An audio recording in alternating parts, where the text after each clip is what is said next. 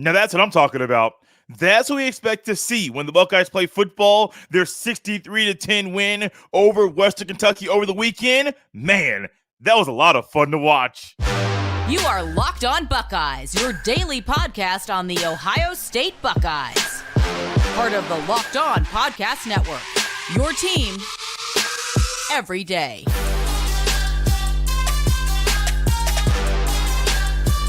What is up, Buckeye fans? Welcome back to another episode of Locked On Buckeyes for the Locked On Podcast Network. I'm your host, Jay Stevens, also the host of the Jay Stevens Podcast. It is Monday, September 18th in the year 2023, and today's episode is brought to you by FanDuel Sportsbook, official sportsbook of Locked On.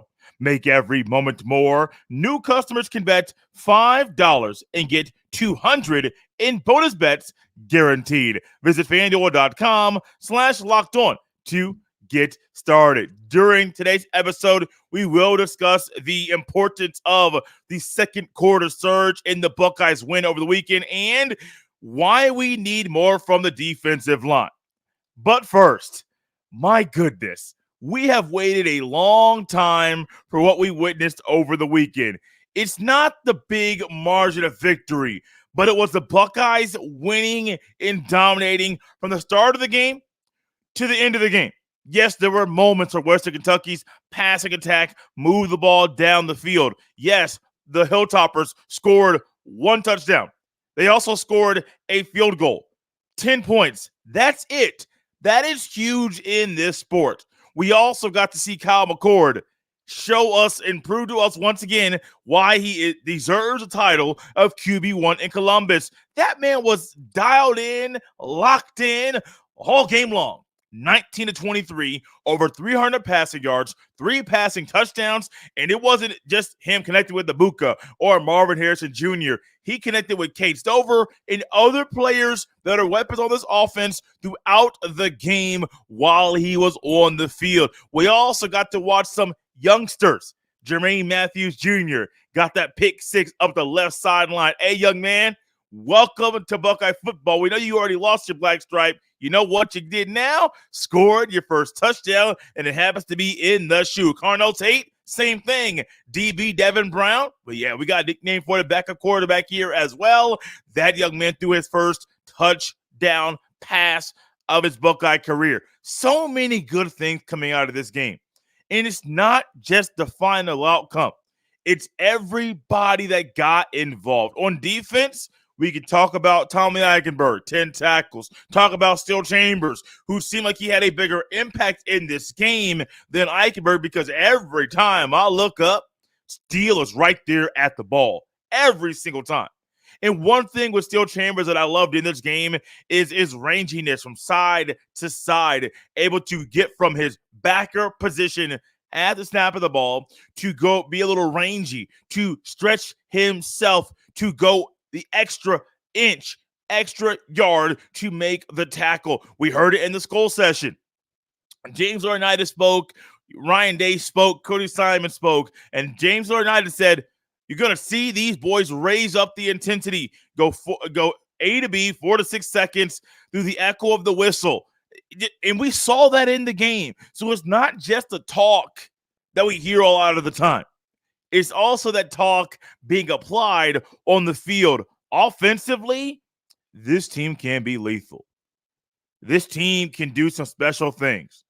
Trevion Henderson, I have been very, very critical of the young man, but you can't really be critical about him and a lot of the things he did on the football field over the weekend. 13 carries, 88 rushing yards, 2 touchdowns, and yeah, he had another run where he jumped over a defender.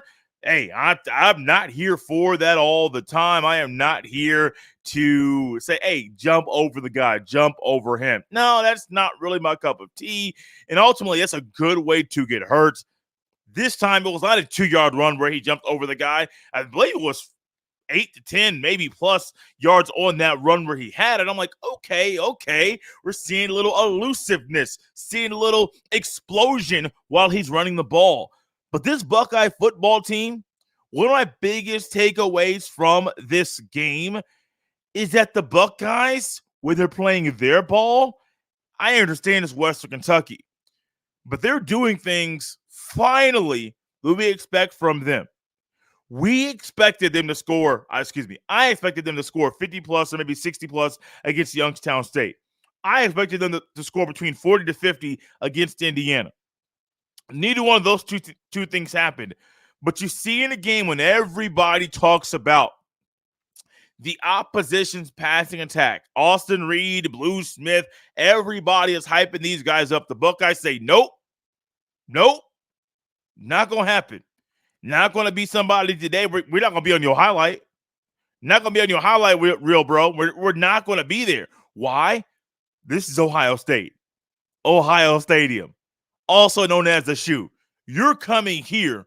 We're paying you to come here. We're not going to pay you to come here and get embarrassed while we're cutting the check for you in your athletic department. And I just love that, man. I love that mindset. I understand, yes, there are things that can happen on the field that might not go the Buckeyes' way. There were some things that happened that didn't go the Buckeyes' way. That's always going to be the case. 63-10, a 35 point scored by the Buckeyes in the second quarter alone, getting the youngsters involved, seeing some of the youth out there. At one point, I looked out there on the field. You had Jermaine Matthews Jr. lined up man-to-man with the corner. You had Malik Hartford, the safety, on his side. And I'm like, oh, the youth movement, it's here. Kenyatta Jackson Jr. getting out there. Caden Curry getting out there. CJ Hicks is out there once again. You're seeing the Buckeyes defensively play a lot more youngsters on the field. Also, can I add once again, Joshua Proctor's doing his thing, man. Joshua Proctor is playing good football this year. Missed game number 2, back here game number 3. This young man's playing good ball. And I like the sound of Joshua Proctor playing good ball because it's needed.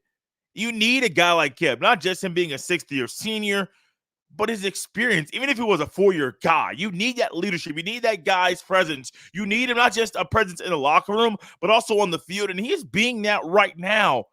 Not just a guy who's going to come down and lay down the law and let you know when he gets there that he's here and that he's not going anywhere by his physical play.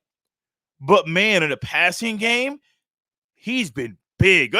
Ultimately, it was one play, almost had an interception, but he showed everybody, maybe sarcastically when I say this, why he plays defense, not offense, because that ball hit both of his hands. And that's my boy Kind Butler used to say back in high school, bro, you got stone hands. The ball hits your hands and eventually goes down, quickly goes down. Hey, it happened. It happened. But the Buckeyes 63-10 win over the Hilltoppers is not the final score. It's what the Buckeyes did mainly during the second quarter, but also during the third quarter that really showed, hey, maybe, just maybe, this might be what we're going to see from the Buckeyes going forward. Coming up next, we'll discuss why the second quarter was so pivotal for the Buckeyes and what went down in the second quarter surge, as I call it, that really sucked the life out of the Western Kentucky Hilltoppers. That's coming up next here on Locked On Buckeyes. This episode is brought to you by our friends at Betterhelp. Sometimes in life, we're faced with tough choices, and the path forward isn't always clear. Whether you're dealing with decisions around career, relationships, or anything else, therapy helps you stay connected to what you really want while you navigate life, so you can move forward with confidence and excitement. Trusting yourself to make decisions that align with your values is like anything. The more you practice it, the easier it gets. If you're thinking of starting therapy, give BetterHelp a try. It's entirely online, designed to be convenient, flexible, and suited to your schedule. Just fill out a brief questionnaire to get matched with a licensed therapist and switch therapists anytime for no additional charge. Let therapy be your map with BetterHelp. Visit BetterHelp.com/LockedOnCollege today to get 10% off your first month. Once again, visit BetterHelp.com/LockedOnCollege today to get 10% off your first month. That's BetterHelp, HELP.com/LockedOnCollege. Thanks for making Locked On Buckeyes your first listen every single day. There was a slight hiccup with some travel issues that we had over the weekend, which is why there was no pod in your feed yesterday morning. But don't you fear, your boy is back, better than ever.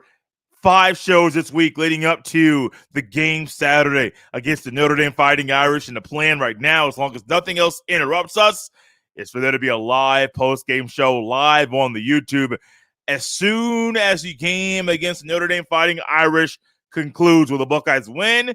Will the Buckeyes lose? We'll discuss why either option is or could be reality this week here on the show.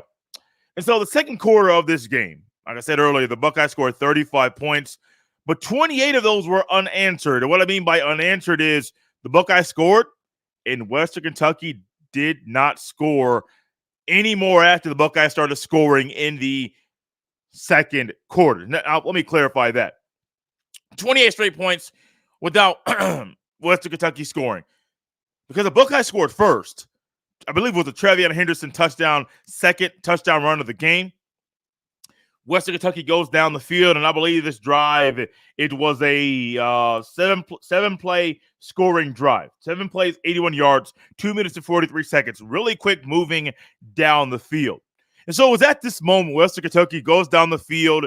They scored probably about the 8-minute, 8:01 mark of the second quarter. And this moment, I'm starting to wonder, is this when Western Kentucky starts to score consistently? Did they find something with the Buckeyes defense that they like, that they're going to exploit going forward? What are they going to do? And ultimately, what they tried to do was slow down the Buckeyes offense. Didn't happen. After that time when the Buckeyes gave up the first touchdown of the game, 14-10 is the score, Western Kentucky is within 4 points of tying the game.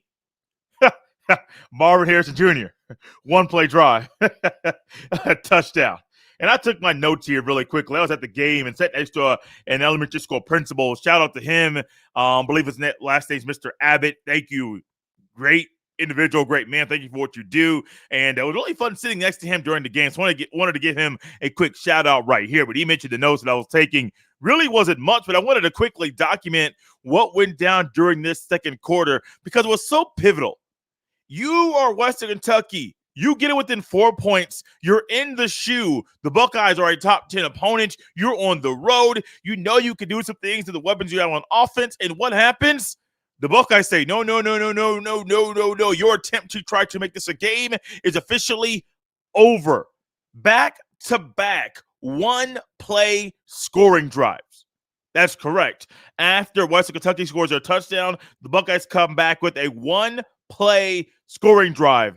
Kyle McCord connects with Marvin Harrison Jr. 75 yards through the air. Touchdown. And in this moment, they connected. They got hype. I believe I saw a picture or video of them in the moment, man. There was hype, man. Get each other's faces. You're like, okay. McCord got that arm. McCord can sling that thing. And we're like, okay, cool. What happens next? I believe the very next drive, let me go back to my notes here. Western Kentucky ends up turning the ball over on downs. The very next drive, the Buckeyes only have 40 yards to the end zone. Chip Traynor comes in. He gets the handoff, bursts to the line, 40-yard touchdown run, Diamante, Chip Traynor. And I'm sitting here like, oh, okay.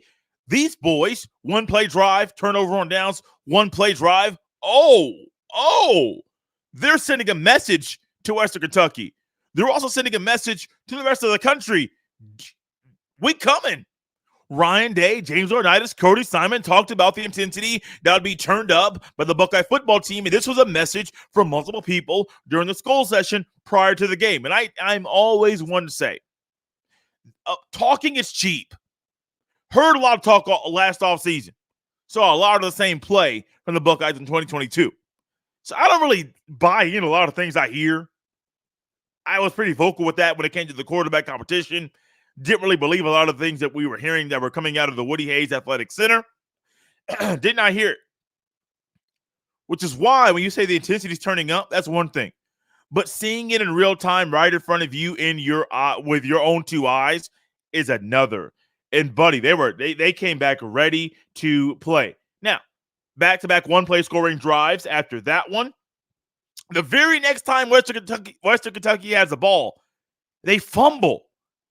So you're talking about, okay, Buckeyes score, one-play drive, turnover on downs. Buckeyes score, one-play drive, a fumble. Turnover on downs, a turnover, and then you're looking at the very next drive, a four-play drive, 48 yards. Kyle McCord connects with Emeka Egbuka. These are short drives, quick hitting, not wasting any time. After that four-play drive, what did you find? On let me go back. On 4th and 10, Austin Reed steps back to pass. Austin Reed throws an incompletion. Another turnover on downs. So you're saying the Buckeyes are just coming out here like, okay, we're doing something a little bit different right now.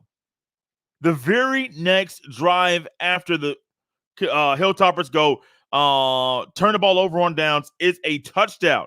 Another short scoring drive. 3 plays, 28 yards. Kyle McCord connects with Emeka Egbuka once again. So you have a 75-yard touchdown drive, one-play drive. McCord, Harrison Jr. Next time the Buckeyes had the ball, one-play drive, 40-yard run, Diamante Traynham, touchdown. Next time the Buckeyes had the ball, 6 to number 2. Next time the Buckeyes had the ball, McCord to number 2. What are you having? The Buckeyes in that moment, the 28 unanswered points, literally, and I'm not trying to, literally just took the heart out of Western Kentucky and said, hey, in this quarter alone, you score 7, we score 35. After you score your 7, we score 28, game over. The game was over after that. Now, it was over before we get to the end of the second quarter, but in that moment, one-play scoring drive, one-play scoring drive, 4-play scoring drive, 3-play scoring drive. What do you have in that stretch? Multiple, I believe it's 2 drives that end with turnover on downs, and one of them on the third play of the drive, a 28-yard gain on that final play of that drive for the Hilltoppers is a fumble. So the Buckeyes in this moment are saying, look, we understand what's going on in this game. If you just knock out all of the noise, all of the talking heads, which I know that I am, all of the naysayers, all of the critics, you look at this game, the Buckeyes say, we understand what Western Kentucky can do on the field. We watch the film. We do the film study. We know how good they are. But it's game over. Second quarter, just taking the life from the Hilltoppers. And that moment right there was when, the second quarter surge is not just the explosion of the Buckeyes, but it's showing everybody defensively, offensively, if you're trying to go on 4th down, we can stop you. If you're trying to move the ball down the field, even on a play where there's a big gain, we can properly tackle you, hit you hard, and force a fumble, get the ball back, and score quickly. This is great. Not saying you're looking ahead to Notre Dame, but this was great in the moment because the Buckeyes knew this is how we can play ball. Instead of looking ahead, maybe they are looking ahead to Notre Dame. Hope not. That second quarter has nothing to do with the Fighting Irish, but all about what the Buckeyes can do and will do in the future to another opponent when they try to do some things, have a little bit of success, but ultimately their desire to just quickly suck the life out of the opposition is what's going to cause the Buckeyes to, quickly run that score up. Also, shout out to Ryan Day, the other coaches, OC, Brian Hartline, and everybody else, and all the Jim Knowles, Pierre Eliano, Tim, everybody on defense and offense, realizing, hey, we have them. We can trample them. We can, I'm not going to say the other words there to describe what just went down. If you are a team, you're undermanned, but one-play scoring drive, turnover on downs. One-play scoring drive. Come back, fumble. Another touchdown. Another turnover on downs. Touchdown. You're like, what can we do to stop them? We know how good their offense is. Our offense is good too, but their defense is really good and causing fits for us. What can we do to stop them? The answer is probably nothing. And there was nothing Western Kentucky could do in that moment to stop the Buckeyes.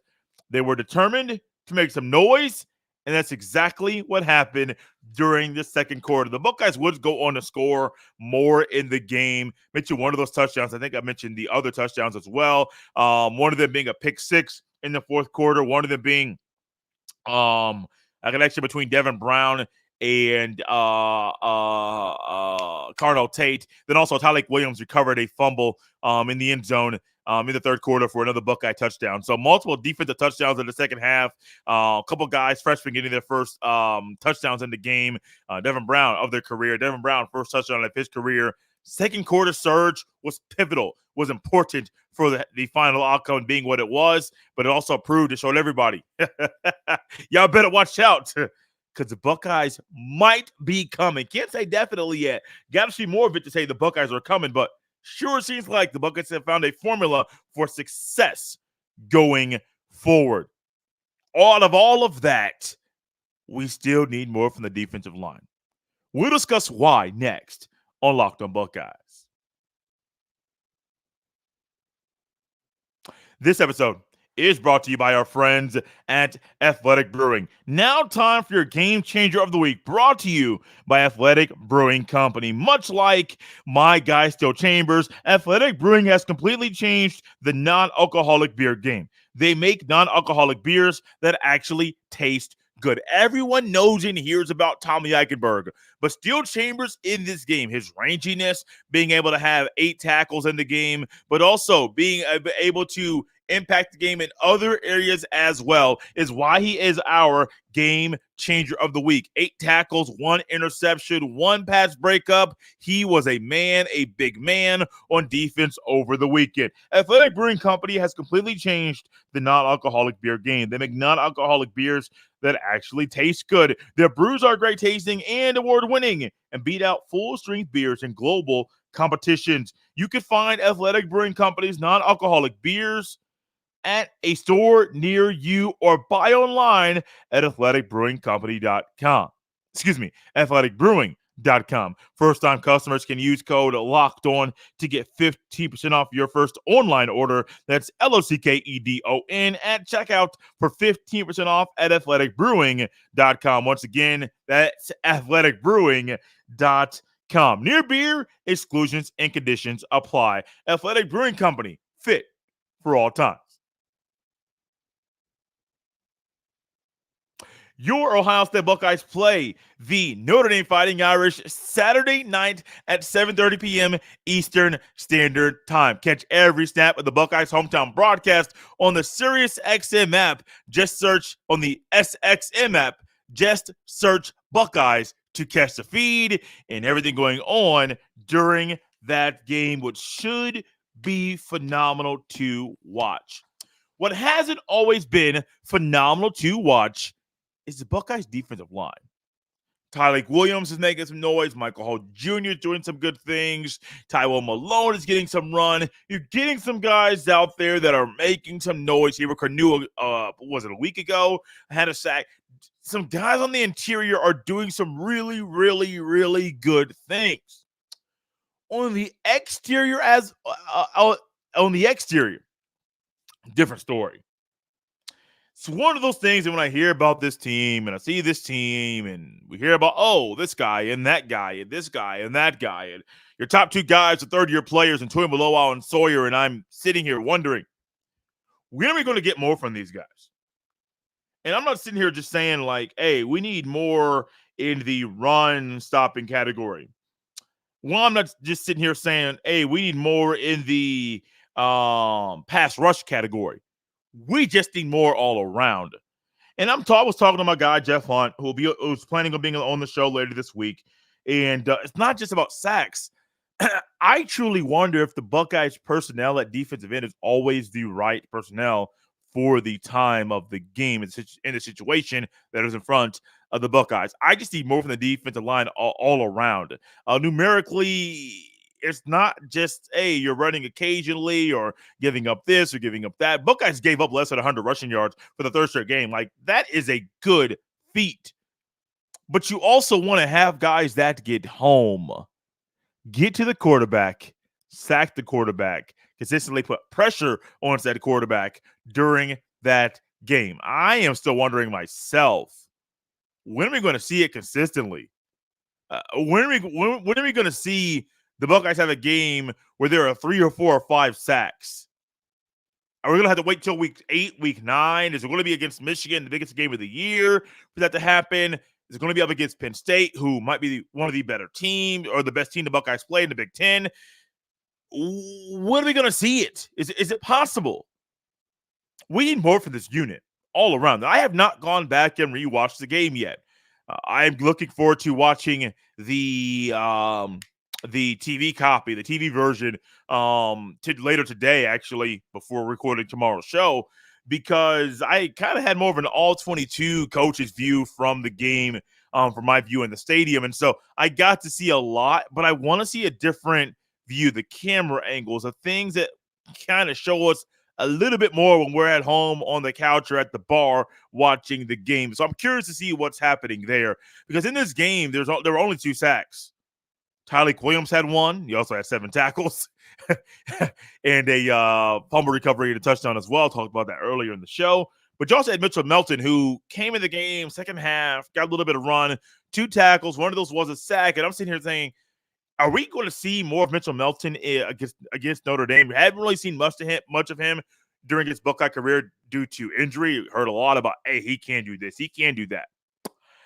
I don't know, man. All I know is, are Tui Malowau and Sawyer the answer during every passing down? I don't know. They're good. They can be, I would think, can be better than how they're playing. We've seen Tui Malowau make some good plays in spurts. We call for consistency, that he needed to be more consistent earlier, that Sawyer needed to play a whole lot better. We thought we were going to get it early in the season. Haven't seen it yet. Just need more from the defensive line. Because if not, Notre Dame O-line might be one of the better units in the country. Buddy, they can run on you. They can block you. They can keep Sam Hartman clean and upright. And that is not a formula for the Buckeyes to win the game over the weekend. Yes, it's Monday. Yes, game day is coming to to South Bend. Yes, if you could be there, you should be. Yes, if you're going to the game against the Fighting Irish, be loud, be proud, wear all your Buckeye stuff, because you're going to need it, because the Fighting Irish fans will be wild. They'll be crazy. They'll be fanatics. You know what? That's why we love this sport. The Buckeyes defensive line needs to play a whole lot better. A whole lot better. Because, man, if not, it could be a long Saturday night for everyone watching the show. Also, are we seeing the Buckeyes miss Javonte Jean-Baptiste? Not the best Buckeye player you've ever heard of, but he's a pretty good pass rusher, has a lot of tools and moves in his bag. The Buckeyes could definitely use his experience and expertise in that category to make a little bit of noise in the pass rush department for the Buckeyes this season. Out of here on a Monday. We'll be back tomorrow, Wednesday, Thursday, and Friday, recapping the game over the weekend and getting you ready for the Buckeyes' next game of the season. You can follow me on X at jstevens07. You can send all of your emails to jstevens317@gmail.com. We are out of here on a Monday, Buckeye fans. I'll see you next time. Also, little tidbit. Going to be looking to try to figure out a nickname that is specific and unique for the listeners and viewers of this show. If you have any ideas, hit me in the DM, email me. What nickname should be associated with the viewers and listeners of Locked On Buckeyes going forward? Send me your ideas. I'll try to figure out mine. We'll collectively come together and figure out the right name to call the great people that watch or listen to Locked On Buckeyes. If you're part of the Everydayer Club, I appreciate you. We'll see you next time.